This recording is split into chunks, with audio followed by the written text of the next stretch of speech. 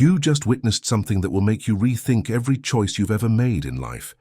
A popular college girl, full of life, brutally rejected a quiet guy from her class. Years later, she's alone, abandoned, facing death in an empty hospital room. Him? He became someone she never imagined. And when fate puts them face to face again, what happens will leave you speechless. Stay until the end, because this story has a twist nobody expected. I'm going to tell you right now how pride destroys lives and how humility can save souls. My name is Jake Miller. I was that invisible guy at Boston University. You know, that student who sits in the back of the class, who nobody invites to parties, who eats alone in the cafeteria while everyone else is laughing in groups. That was me. I came from a simple family. My father was a mechanic. My mother worked as a nursing assistant. I got into university with a scholarship because I spent entire nights studying. I had a clear goal in life. I wanted to be a doctor. Not for status, not for money, but because I watched my grandmother die when I was 12 years old, and there was no doctor available that night at the public hospital in our town. That marked my soul forever. At university, I worked part-time at a convenience store near campus to pay my expenses. I woke up at 5 in the morning, studied until 7, attended classes all day, worked from 6 to 10 at night, and still had to do assignments and study until dawn. My life was a race against time, but I didn't complain. But there's something about being poor at a university full of rich people that hurts in a way nobody talks about. It's about how people look at you, how they treat you, how you become invisible even though you're there, breathing the same air as them. And then there was her, Amanda Preston. If you looked up the definition of superficial perfection in the dictionary, you'd find her picture.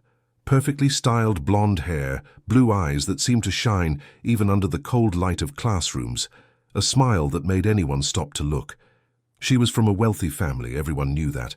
Her father owned a large technology company. She drove a red convertible that cost more than my family earned in 5 years. Amanda was popular, intelligent, had everything, and she knew it. I never planned to fall in love with her. It just happened during our sophomore year, during an organic chemistry class. We ended up working together on a group project.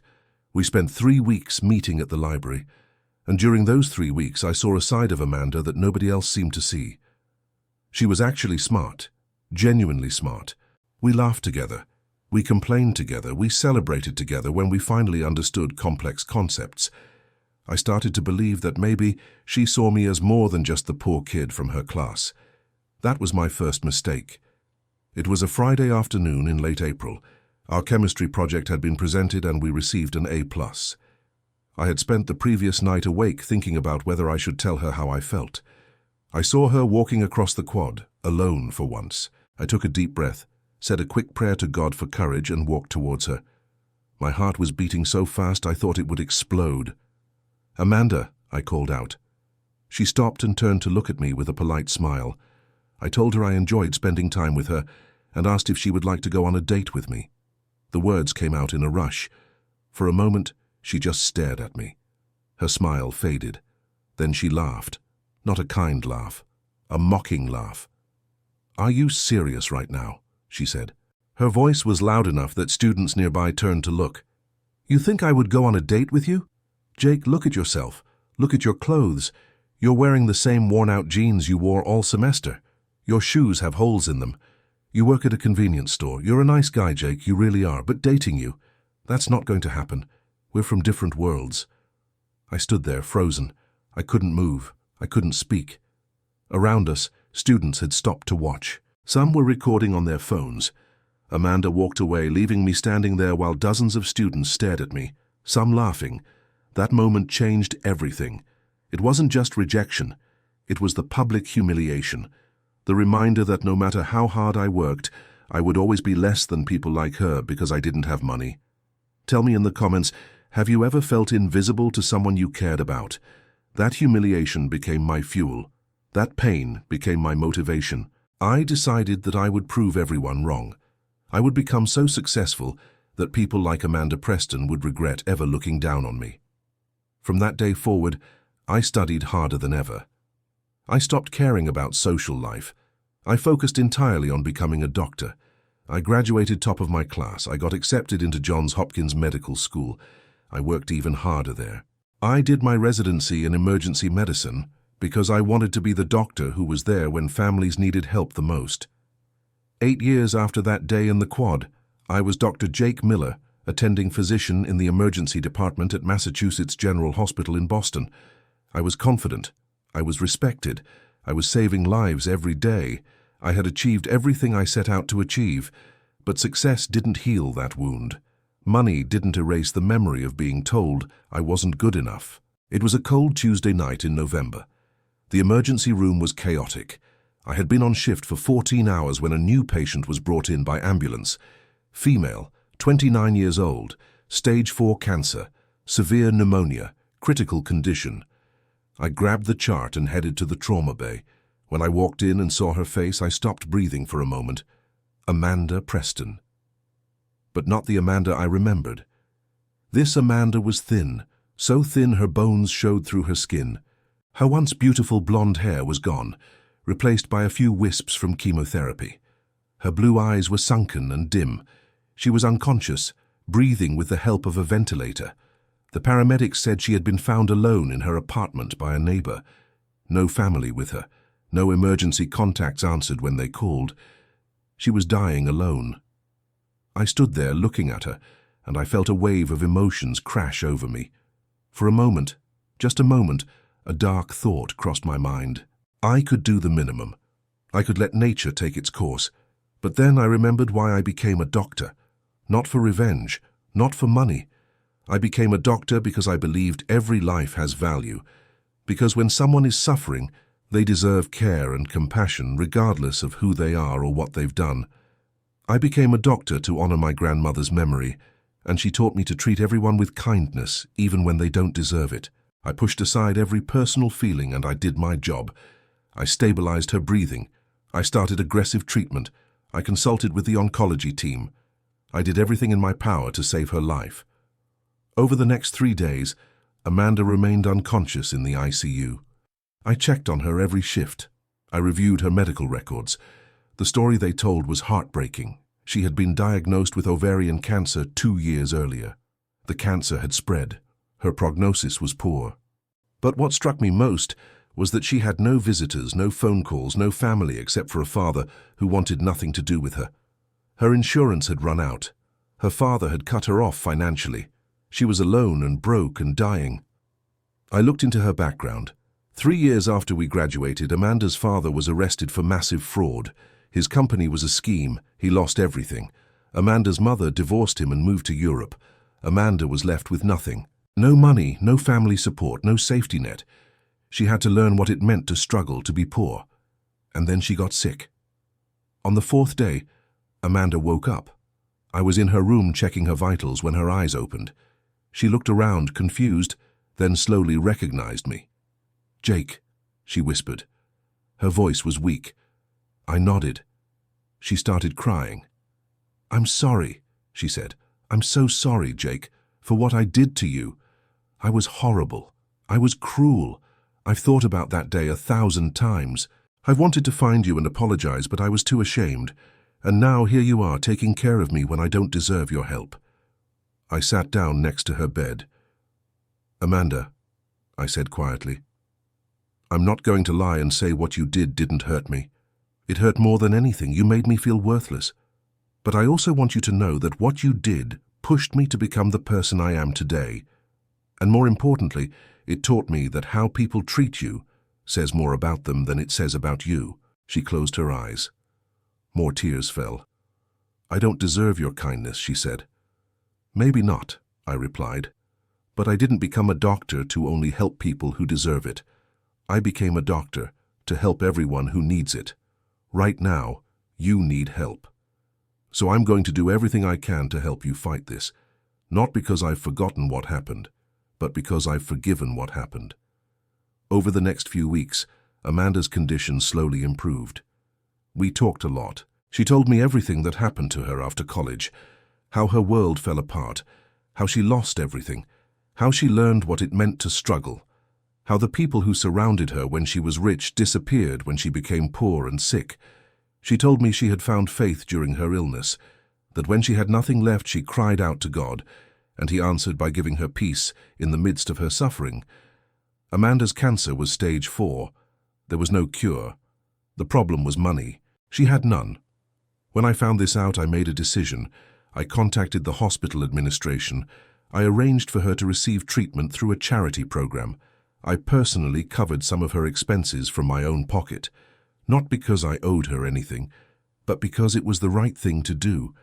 Amanda stayed at Mass General for 2 months. During that time, something beautiful happened. She started volunteering in the hospital despite being a patient herself. She would sit with other cancer patients who had no visitors and talk to them. She would pray with them. The nurses loved her. One day I asked her why she did it. She smiled and said, "Jake, I spent the first 25 years of my life focused entirely on myself, and it left me empty. When I lost everything, I realized that the only thing that really matters is how we treat other people. I can't undo the past, but I can choose to live differently now. I can choose to use whatever time God gives me to make a positive difference." Those words hit me hard. This was not the same Amanda Preston I knew in college. The woman before me was someone refined by suffering, someone transformed by grace. Amanda was eventually discharged. She had nowhere to go, so I offered to let her stay in my guest room. My friends thought I had lost my mind, but it felt right. Living with Amanda was strange at first, but as weeks turned into months, we became real friends, the kind built on honesty and vulnerability. Amanda taught me about grace, about second chances, about how God can take the worst moments and turn them into something beautiful. I introduced her to my church community, and she became part of our family there. We studied the Bible together. We prayed together. It was healing for both of us. One evening, about 6 months later, we were sitting on my balcony watching the sunset. Amanda turned to me with tears in her eyes. "Jake, I need to tell you something. I have maybe 6 months left, probably less. The doctors told me yesterday that the treatment isn't working anymore." I felt my chest tighten. "I'm sorry, Amanda." She took my hand. "Jake, you've already given me more than any medicine could give me. You gave me friendship when I had no friends. You gave me forgiveness when I didn't deserve it. You showed me what it means to live like Jesus. Because of you, I'm going to die in peace. I'm going to die knowing that I'm forgiven by God. That's a gift beyond measure." Amanda passed away 4 months later. It was peaceful. She was at home in my guest room. I was there holding her hand. She wasn't in pain. She wasn't afraid. In her final moments, she opened her eyes and looked at me. "Thank you, Jake," she whispered, "for showing me that people can change. I love you as the brother I never had." "I love you too, Amanda," I said through my tears. "You changed me too. Rest now, God's got you." She smiled one last time, closed her eyes and slipped away peacefully. Have you ever had to forgive someone who hurt you deeply? Share your experience in the comments. At Amanda's funeral, I gave the eulogy. I told her story. Not just the college girl who made a terrible mistake, but the woman who learned from that mistake, who was transformed by suffering, who spent her final months serving others. I told the small group there that Amanda's life was proof that it's never too late to change, that God can use even our worst moments to create something beautiful. After the funeral, I went back to my apartment. It felt empty without Amanda there. I sat looking at a photo we had taken together. We were both smiling, genuinely happy, two people who had every reason to hate each other, but chose love instead. And I realized something profound. That day in the college quad when Amanda rejected me, when she humiliated me, that day that felt like the worst day of my life was actually a gift. Not because the pain was good, but because it set me on a path that made me who I am. It gave me empathy for people who are struggling. It showed me that success means nothing if you don't have character. And those final months with Amanda, caring for her, forgiving her, being her friend, those months gave me something money and success never could. They gave me peace. They healed wounds I didn't know were still open. They taught me that holding on to bitterness only hurts yourself. They showed me that when you choose forgiveness over revenge, when you choose love over hate, you set yourself free. I still work in the emergency room. I still see suffering every day. And every single one of my patients gets my very best care regardless of who they are or where they come from. Because Amanda taught me that everyone deserves compassion. Everyone deserves a second chance. Everyone is fighting battles we know nothing about.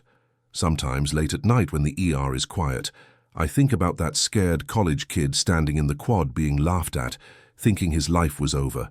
I wish I could go back and tell him that one day he would be saving lives, that one day the girl who rejected him would become one of his dearest friends. That rejection isn't the end of the story. Life gave Amanda and me a second chance. Not the second chance I would have wanted back in college, not a romantic second chance, but something better, a chance to transform pain into purpose, a chance to turn humiliation into humility, a chance to prove that people can change, that forgiveness is possible, that love is stronger than hate. Amanda is gone now, but her impact on my life remains. She made me a better doctor, a better Christian, a better human being. So if you're holding on to bitterness towards someone who hurt you, I want to challenge you.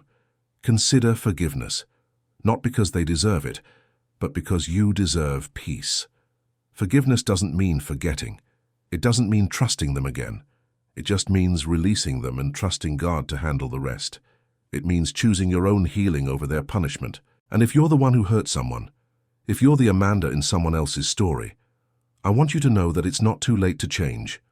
It's not too late to apologize. Your past mistakes don't have to define your future. God specializes in redemption stories. He can take your biggest failures and turn them into your greatest testimonies if you let him. The college girl who rejected me is now gone, but she taught me lessons I'll carry forever. Life gave us a second chance, not to rewrite the past, but to redeem it, to show that even the most painful moments can become catalysts for transformation if we're willing to let God work in them. That's the real story here. Not about rejection and revenge, but about forgiveness and grace and the incredible things that happen when broken people choose to love each other anyway.